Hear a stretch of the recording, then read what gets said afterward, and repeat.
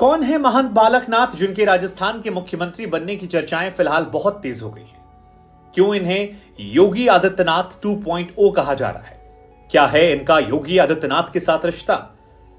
कैसे ये नारे लगने शुरू हो गए हैं कि राज तिलक की करो तैयारी, आ रहे हैं भगवाधारी? 39 साल की उम्र में बालकनाथ कैसे राजस्थान में सबसे पॉपुलर चॉइस बन गए? क्या इनकी पहचान सिर्फ एक महंत के तौर पर है या इससे ज्यादा है? क्योंकि आपको जानकर हैरानी होगी कि बालकनाथ योगी जो हैं वो सिर्फ एक मठ के महंत नहीं हैं, सियासतदान नहीं हैं, बल्कि यूनिवर्सिटी से चांसलर हैं। इस बार विधायक बने हैं, लेकिन विधायकी के साथ साथ वो राजस्थान के अलवर से सांसद भी हैं। मठ नाथ संप्रदाय के सेकंड सबसे पॉपुलर व्यक्ति हैं। बहुत सारी सिमिलैरिटीज इनके और योगी आदित्यनाथ के बीच में हो। और जब अधीर रंजन चौधरी ने सार्वजनिक तौर पर कहा कि ये सांसद महोदय जो हैं ये अब मुख्यमंत्री बनने वाले, तो चर्चाएं और तेज हो गई। फिर दिल्ली में बुलावा आया, प्रधानमंत्री मोदी ने उन्हें बुलाया और वहां गए। पत्रकारों ने सवाल पूछा, मुस्कुराहट में गोलमोल जवाब दे दिया। लेकिन जैसे योगी आदित्यनाथ अपने गुरु से मठ की परंपराओं को आगे बढ़ाने की जिम्मेदारी पाते हैं, उनकी सियासत को बढ़ाने की जिम्मेदारी पाते हैं, वैसे ही बालकनाथ की कहानी है। हाँ, अंतर यह है कि इन्होंने स्कूल, अस्पताल के साथ साथ सियासत जो है उसका दायरा बढ़ाया। और अब राजस्थान में दरअसल 115 सीटें बीजेपी ने जीती, तो बीजेपी में सीएम उम्मीदवार को लेकर चर्चाएं तेज हो गई। वसुंधरा राजे सिंधिया, कई और बड़े नेता, पुराने मंत्री, जिनके बारे में चर्चाएं बहुत ज्यादा तेज हैं और अपने अपने समर्थक अपनी अपनी बात कर रहे हैं। लेकिन बालकनाथ पर नजर इसलिए आती है क्योंकि बालकनाथ में योगी आदित्यनाथ दिखाई पड़ते हैं। और 39 साल का एक व्यक्ति जो मठ का महंत है, यूनिवर्सिटी का चांसलर है, अलवर से सांसद है, तिजारा से विधायक है, उसकी कहानी जब लोग सुनते हैं तो काफी सिमिलैरिटीज नजर आती है और एक भविष्य की उम्मीद नजर आती है, योगी आदित्यनाथ जैसी उम्मीद। इस कहानी में हम आपको बताएंगे सब कुछ उनके बारे में। 16 अप्रैल वो तारीख थी जब 1984 को राजस्थान के अलवर में उनका जन्म होता है। पिता जो थे उनका नाम सुभाष यादव था और धार्मिक व्यक्ति थे, किसान थे। फूलचंद यादव उनके दादाजी थे जो अक्सर सत्संग में जाया करते थे और महंत खेतनाथ जी थे, उनके शिष्य बन गए। इसके बाद इनका नाम जो है वो रखा गया। शुरुआत में इनका नाम बालकनाथ नहीं था बल्कि गुरुमुख रखा गया था और 6 साल की उम्र से ही इन्होंने अध्यात्म की तरफ अपना कदम बढ़ा दिया था।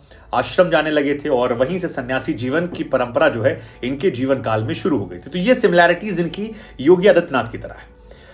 इनकी जिंदगी में बदलाव तब आया जब इन्हें बाद में महंत चांदनाथ जी के पास भेज दिया गया। और चांदनाथ जी अपने आप में एक बड़ी शख्सियत थे, पढ़े लिखे व्यक्ति, राजनीतिक शख्सियत, जिन्होंने अस्पताल खोले, स्कूल खोले, सियासत की। और वहीं से गुरमुख का नाम जो है वो बदलकर बालकनाथ हो गया। और बाद में जब उनकी परंपरा बढ़ा तो महंत बालकनाथ हो गए और बालकनाथ ने फिर आगे बहुत सारे काम किए।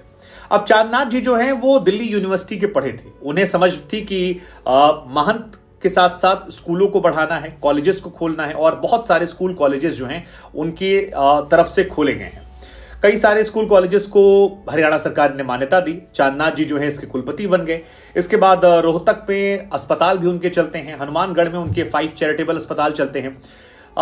अलवर से लोकसभा का चुनाव भी उन्होंने लड़ा था, लेकिन वो चुनाव हार गए थे। बाद में विधायकी लड़ी और विधायकी जीते। 2014 में राजस्थान के अलवर से सांसद बने।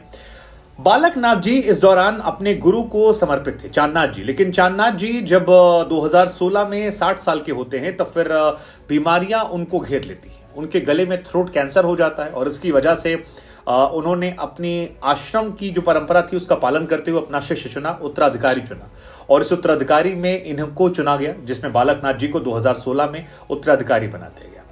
फिर 2017 में 17 सितंबर 2017 को इनकी डेथ हो जाती है, जिसके बाद पूरी विरासत जो थी, यानी स्कूल, कॉलेजेस, अस्पताल और सियासत, ये सब कुछ बालकनाथ जी को मिला। जब वो इस पद को ग्रहण करने वाले थे तब उनके कार्यक्रम में योगी आदित्यनाथ, बाबा रामदेव, तमाम लोग आए थे और वहीं से इनकी शुरुआत जो है वो बढ़ती चली गई थी। चांदनाथ जी के निधन के बाद न सिर्फ मठ की परंपरा, महंत की परंपरा, बल्कि सियासी परंपरा को भी। फिर साल 2019 आया जब बालकनाथ जी को चुनाव लड़ने का मौका मिला। अलवर से लोकसभा चुनाव लड़े और भारी भरकम वोटों से जीत गए। 3 लाख वोट से जीते थे, जो अपने आप में रिकॉर्ड है। विधायकी तो उन्होंने सिर्फ 6-7 हजार वोट से जीती है, लेकिन लोकसभा चुनाव में उन्होंने कांग्रेस के एक मंत्री थे भंवर सिंह, उनको हराया था। और जाहिर सी बात है कि इसमें नरेंद्र मोदी जी के लेकर जो लोकसभा चुनाव में एक अटेंशन होता वो भी फायदा मिला था। लेकिन नाथ संप्रदाय से आते हैं और शैव संप्रदाय से मनाता है। इनके बिखरे स्वरूप को कहा जाता है कि गोरखनाथ जी जो थे उन्होंने विस्थापित किया था, और इनके प्रथम जो हैं वो नाथ आदिनाथ जी को माना जाता है। योगी आदित्यनाथ जो हैं वो भी यहीं से आते हैं। मंदिर में तमाम जो नाथ योगी होते हैं उनकी समाधियां भी मिल जाती हैं, और दिग्विजय नाथ महाराज की समाधि भी यहीं है। यूपी के मुख्यमंत्री आदित्यनाथ जी के गुरु जो हैं वो भी हैं। लेकिन बालकनाथ धीरे धीरे अपनी पॉपुलैरिटी बढ़ाते जाते हैं। एक तरफ Yogi Adityanath larger than life बन रहे थे, दूसरी तरफ ये भी लार्जर देन लाइफ बनने लगे, लोकप्रियता बढ़ने लगी। शुरुआती दौर में रोहतक के अलावा हनुमानगढ़ स्थित आश्रम में थे, लेकिन फिर धीरे धीरे जब पॉलिटिक्स में इनकी दिलचस्पी बढ़ी तो फिर अलवर में जाकर ये रहने लगे, और फिलहाल दिल्ली भी इनके लिए बहुत दूर नहीं है। राजस्थान के सीएम बनने की बात कही जा रही है। हालांकि कई बार ये विवादों में भी रहे, जैसे कि एक बार एक अधिकारी को हड़काने की बात थी। डीएसपी को पुलिस थाने में घुसकर इन्होंने हड़काया था काफी ज्यादा। वो वीडियो और ऑडियो काफी वायरल हुआ था। 2023 जनवरी की कहानी है।